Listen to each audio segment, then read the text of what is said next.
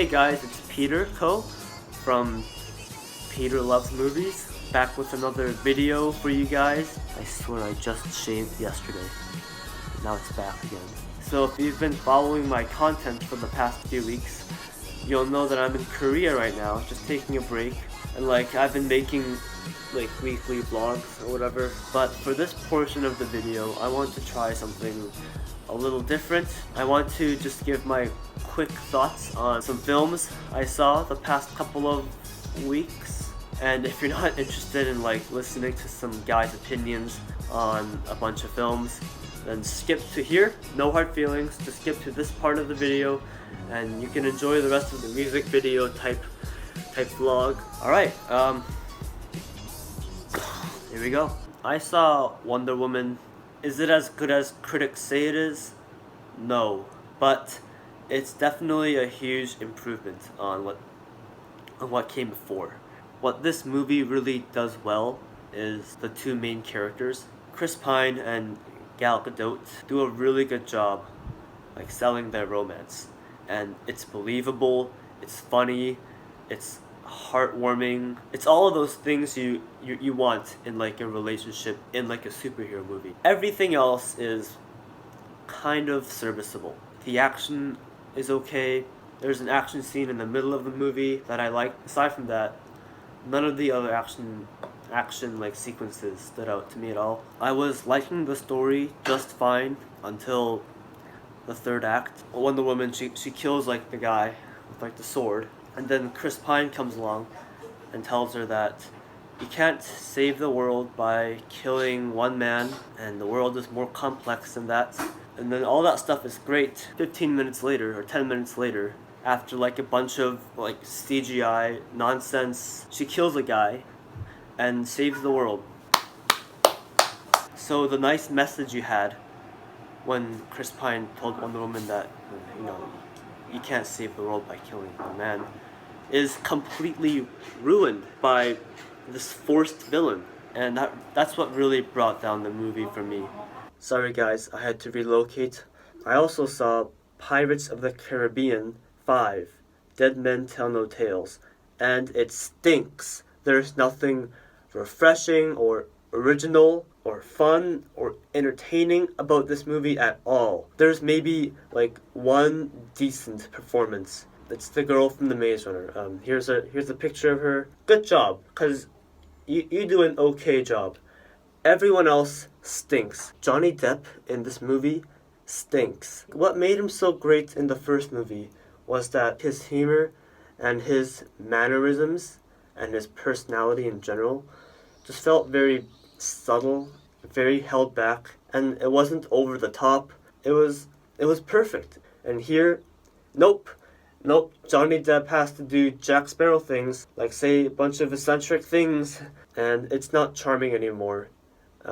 It stopped being charming after the third movie, maybe. Geoffrey Rush and Javier Bardem, again, they're playing over-the-top cartoon characters, and everything is so bland and forgettable. I mean, it's the 5th movie in the franchise. What do you expect? I love the first Pirates of the Caribbean movie. Even the next two, Dead Man's Chest and At World's End. Although they have many, many flaws, they're still fun.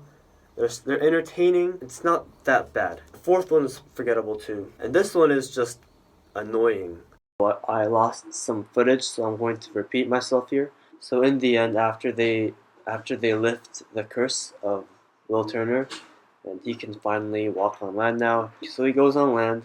On one side, it's Will Turner, and over some hill, you can see Elizabeth Swann. They're running towards each other, and it's gonna be a big emotional moment.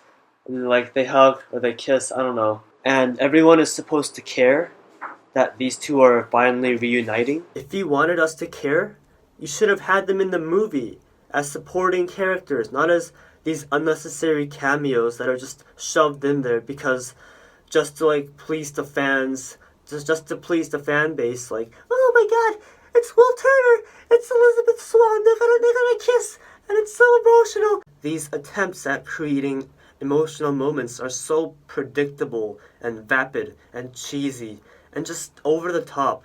and I just did not give a shit. Anyways, the last two movies I want to talk about are both on Netflix, and I strongly recommend you watch them. The first one is this movie called I Don't Feel at Home in This World Anymore, directed by Macon Blair, and it's his first feature film, which is really impressive. I really like the story, I like the characters, there's a nice pace to it. There's rarely a dull moment in this movie.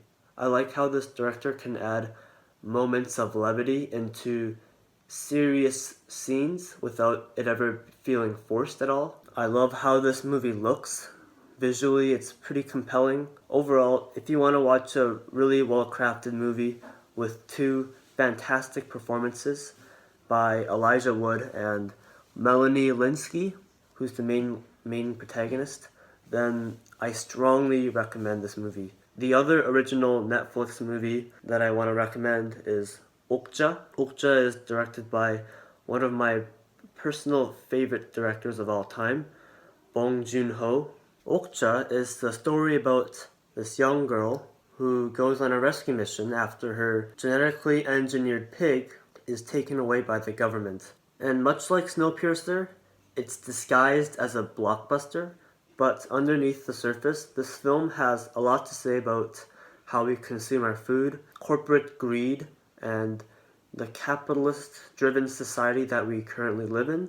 All the performances are fantastic, especially Tilda Swinton, Paul Dano, and Steven Yeun. The little girl who plays Mija is also really good. The only character I didn't like was Jake Gyllenhaal's character, not because he's a bad actor or because he doesn't try in this movie, because he does try. It's just that I think he was miscast. In terms of cinematography and visual flair, this film is perfect. I love how the action scenes are filmed.